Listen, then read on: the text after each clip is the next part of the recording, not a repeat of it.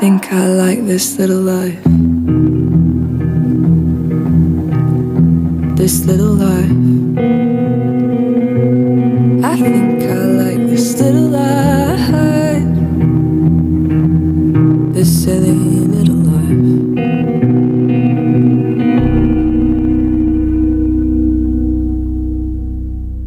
One hour later. Okay, so nahatid ko na pala yung anak ko sa school. Okay, so of course after school, uuwi ng bahay tapos maglilinis. So ito lang yung panahon na makakapaglinis talaga ako ng bonggang-bongga kasi wala yung anak ko. Usually kapag nandyan siya sa bahay or nandito siya sa bahay, usually hindi talaga ako nakakapaglinis ng maayos kasi kailangan ko siyang bantayan. Bantayan every now and then tapos sunod ng sunod sa akin. Okay, so hindi talaga ako makakapaglinis ng maayos. Okay, well anyway, ang trabaho ng nanay everyday, linis, laba, luto, yun lang naman, 'di ba? Okay, so yung anak ko is very masaya naman siya sa school niya for the first week. Okay, sobrang excited siya to go to school. Nakikita nyo naman, 'di ba? Hindi ko na kailangan i-explain, nakikita nyo na 'yan. Okay, so ito nga pala yung ginawa ng anak ko, guys. Habang ako'y nagtatrabaho kaninang umaga, siya naman ay hindi ko na malaya na siya ay nagdo-drawing pala sa aming sahig. At crayons pa talaga. Napakahirap tanggalin, guys. Grabe yung nus-nus ko dyan. Lahat ng alcohol, lahat ng mga panglinis namin, ninus-nus ko na dyan. Napakahirap tanggalin. Ay, naku talaga. Mapapagalitan talaga kami ng tatay niya nito. Okay, so, nag-drawing siya dyan. Binigyan ko ng sheet, ayaw niya.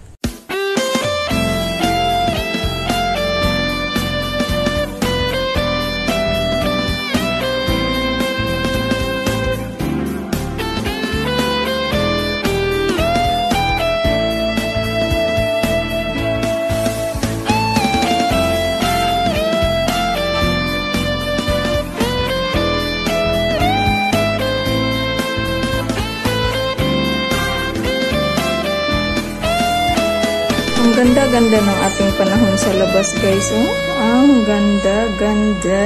Super ganda ng clouds. Namamangha talaga ako sa mga clouds dito. Oh, grabe. Tingnan nyo, guys. Ang ganda-ganda. Parang abot langit lang yung... Parang abot kamay pala. Abot kamay, abot langit. Parang abot kamay lang yung mga clouds, guys. Alam nyo, tirik na tirik yung araw. Napakasakit. Napakasakit ng araw, pero tingnan nyo naman yan.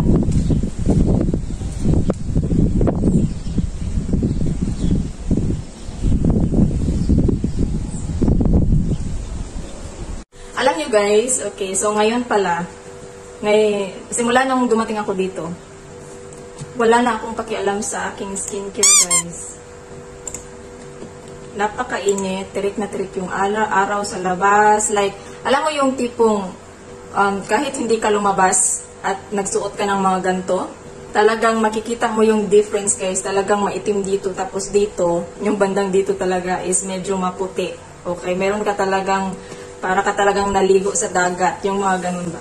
Kahit hindi ka lumabas ng bahay, guys. Yung anak ko, kahit hindi siya lumalabas ng bahay, hindi ko pinapalabas yun. Lalo na kapag mainit, summer. Pero, grabe. May parang siya, yung linya ng parang sunburn ba? Nagtatan, okay. Nagtatan talaga siya. So, simula nang dumating ako dito, ay talagang, wala na akong pakialam sa aking skincare. Kung dati sa Pilipinas, parang, medyo, tayo sa ating skincare, no? Kasi sa Pilipinas, mataas yung standard natin ng, parang sa Pilipinas is, it's very common na gumagamit talaga lahat ng mga tao ng skincare. Dito, guys, wala. Hindi mo uso dito yung mga skincare na yung mga pakmit, rejuvenating, mga rejuvenating set. Hindi yun uso dito. Meron din naman, pero hindi talaga uso yun sa mga taong gumagamit dito. Hindi katulad sa Pilipinas na grabe tayo, parang lahat ng mga babae nakagamit talaga ng mga ganun. Okay? Dito wala silang pakialam sa mga skincare. Anyway, yung mga dito, yung mga nakikita ko dito na yung kahit maitim sila guys, pero napakaganda ng hubog ng katawan. Hindi katawan, mukha pala, mukha. Okay, napakaganda ng hubog ng mukha. Talagang hindi nakukuha sa mga skincare yung kagandahan guys. Yung kagandahan talaga is talagang naniniwala talaga ako sa beauty is black is beauty. Black is beauty. Kasi meron din namang mga mapuputik na mga babae, di ba? Merong mga mapuputing mga babae, pero hindi maganda yung hubog ng kanilang mukha. Dito guys, meron akong nakitang maitim talaga siya, medyo chubby pa nga, pero napakaganda ng hubog ng mukha, yung ilong mataas, parang perfect talaga ba? So, hindi talaga sa hindi sa kaputian. Sa Pilipinas, maputi yung mukha natin. Kasi nga palaging gumagamit na talaga tayo ng mga rejuvenating, yung lahat ng mga papaya. So, ginagamit natin para maputi lang talaga kasi mataas yung standard natin ng kagandahan dun sa Pilipinas. Once you are white, kung ikaw ay maputi, talagang maganda ka kahit hindi naman kagandahan talaga yung hubog ng iyong mukha, yung hulog ng iyong mukha, kahit hindi naman talaga masyadong kagandahan, talagang maganda ka kapag ikaw ay maputi. Parang ganun. Dito hindi, okay? Meron akong mga nakikitang maiitim talaga sila. Mas maitim pa sa akin guys. Ako parang ako, morena yata ako. Morena o black. Ako, it's either. Okay, pwede akong maging morena, pwede rin akong maging black beauty, okay? So, napakaitim talaga. As in, yung parang, hindi naman takuling, yung parang sa lubot ng kaldero na gano'n, no? Hindi naman, pero maitim siya, pero fair. Okay, mula mukha hanggang sa maitim, or brown, or dark brown. Okay, sabihin na natin, hindi maitim, dark brown siya. Pero, napakaganda ng hubog ng mukha, guys. As in, grabe. As in, makikita ko siya palagi dito. As in, nagagandahan ako sa kanya, kahit medyo chubby siya, medyo medyo malaman konti sa akin. Pareho lang kami ng height, okay, pero, talaga nga namang, yung kanyang hubog ng mukha ay talagang napakaganda, napaka-cute, ang ganda ng hubog ng ilong, bibig, talagang parang perfect, okay? So, dito ko napatunayan talaga na hindi sa kaputian ang kanilang basihan ng pagiging maganda, guys. Hindi dito. So, kayong mga nasa Pilipinas na talagang sinasabihan na hindi maganda, pumunta kayo sa ibang bansa. Maniraan kayo sa ibang bansa. Meron pala ako nakitang parang it's a humor, parang joke siya ba?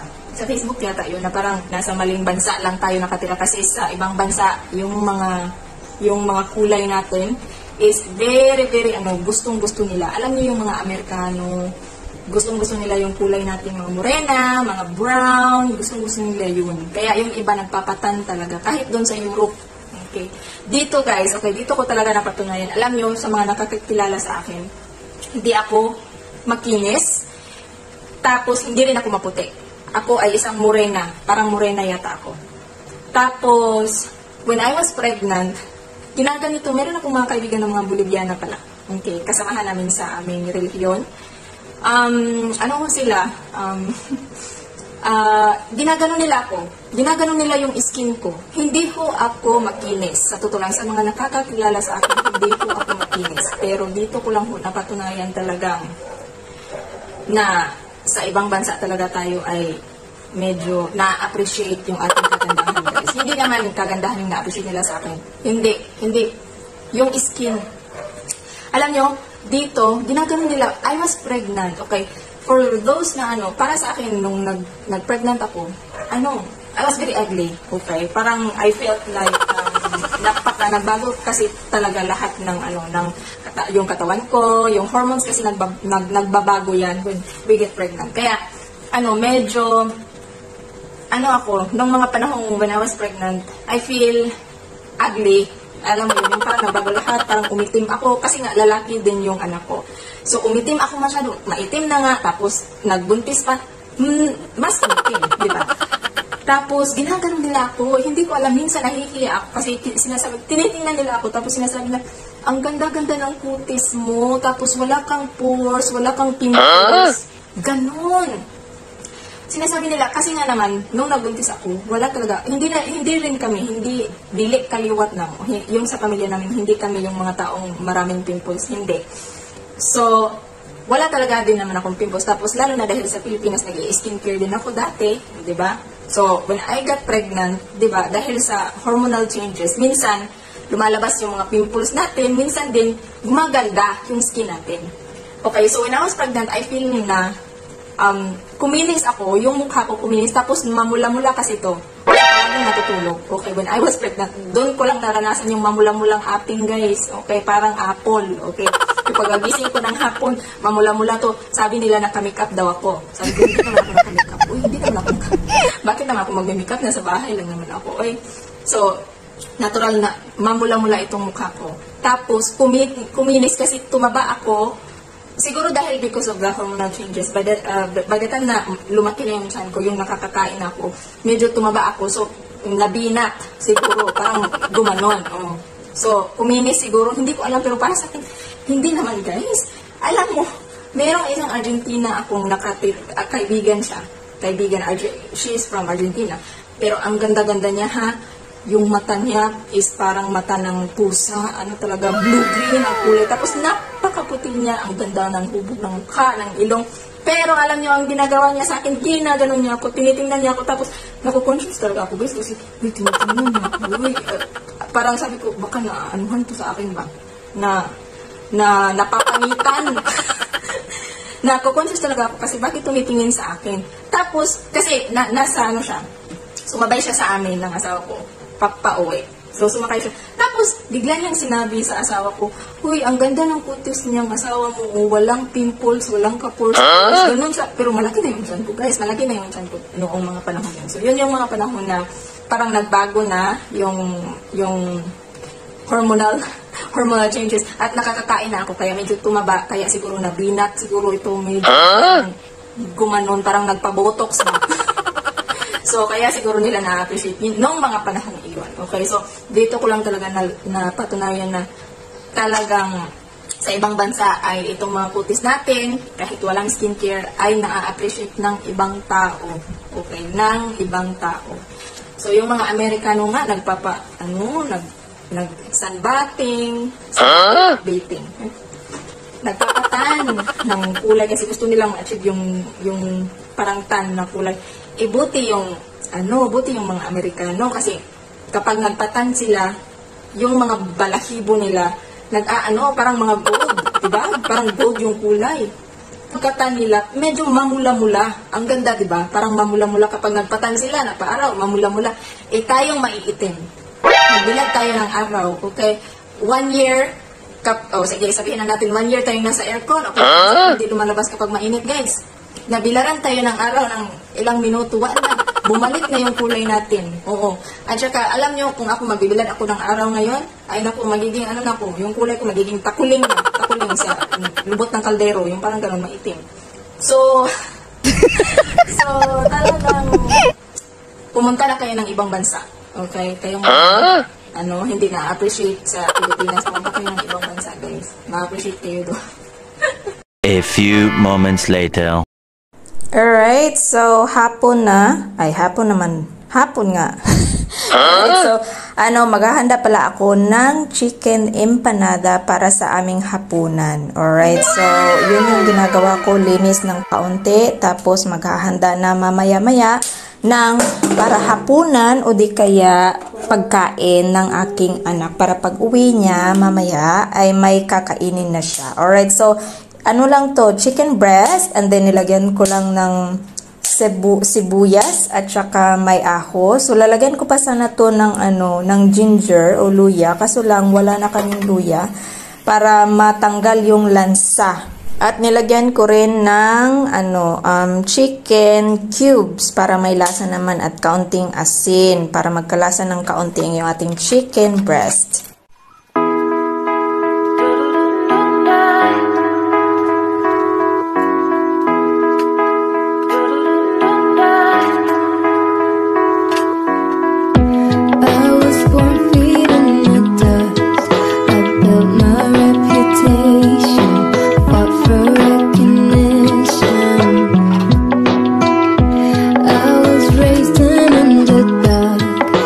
Taking any evasion.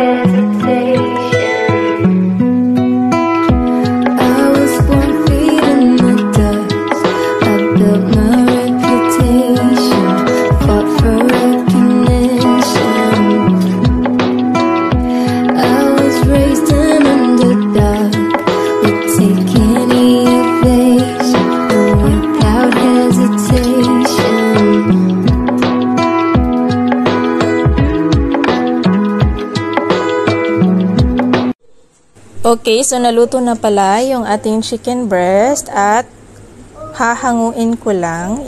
Palalamigin natin kasi isi-shred natin yan mamaya-maya kapag lumamig na.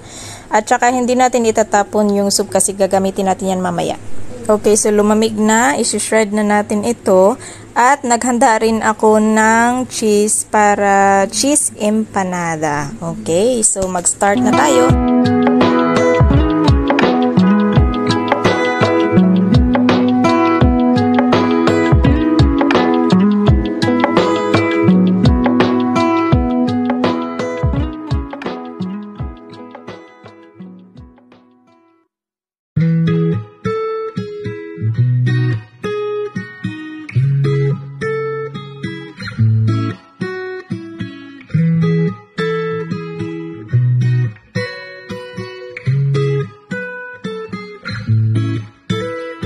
I've said this a million times, you're no good for me. I should say goodbye, but your voice is my lullaby, and your kisses are something I can't deny. Is it right? Is it wrong? I don't care, it feels way too good. Is it right? Is it wrong? Your lips heal me when I feel blue.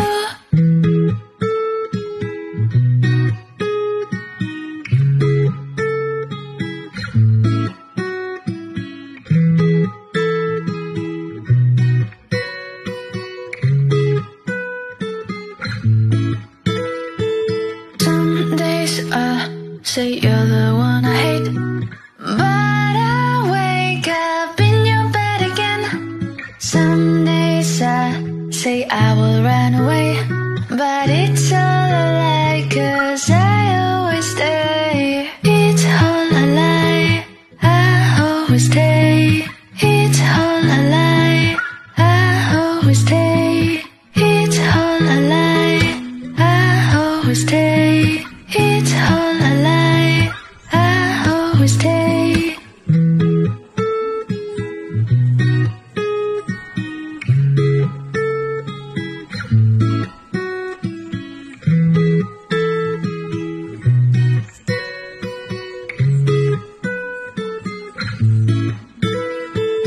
Is it right? Is it wrong? I don't care. Alright, so ngayon lulutuin na natin yung chicken na shredded, ginayad kanina. Alright, para sa ating chicken empanada. So, una is maglalagay muna tayo ng oil. Tapos, while naghihintay, sibuyas na pala. Okay. Alright. So, ayun, nilagay na natin yung sibuyas. So, usually dito ginagamit nila is yung whole sibuyas talaga.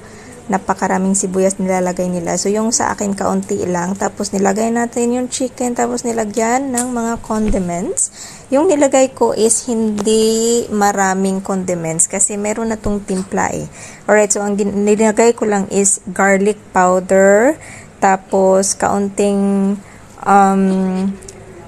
pepper, ground black pepper, and then oregano, dried oregano, guys. Hindi talaga mawawala ang dried oregano. Masarap talaga yung chicken na may dried oregano. Alright, so yung pinagpakuluan natin pala ng chicken, doon ko nilagay yung potatoes natin, guys. Pinakuluan ko yung potatoes kasi may timpla na yun. Para yung potatoes natin is may timpla na. Alright, mas masarap siya.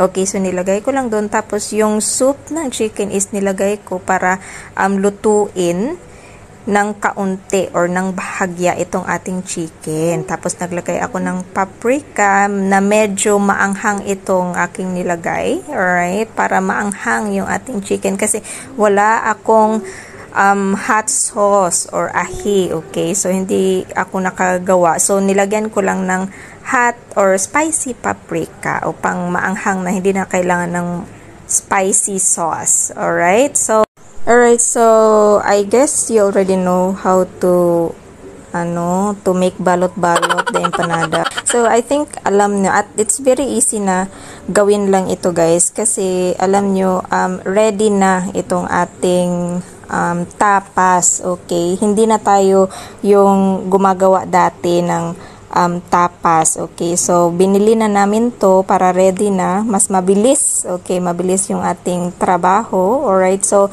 ganun lang, napaka-easy, very easy kung bibili na lang kayo ng tapa, alright? So, kung wala naman kayong tapa is pwede nyo namang gawin yung sarili nyong yung sarili nyong tapas, okay? Alright, so dati, syempre, kasi gumagawa talaga ako ng sarili kong tapas. So, medyo matrabaho siya, tapos it takes really a lot of time, okay? So, ito, mas gusto ko to kasi madali lang, mabilisan yung ating trabaho, lalo na dahil meron akong pipick upin ko yung anak ko. Meanwhile, I'm lonely this winter.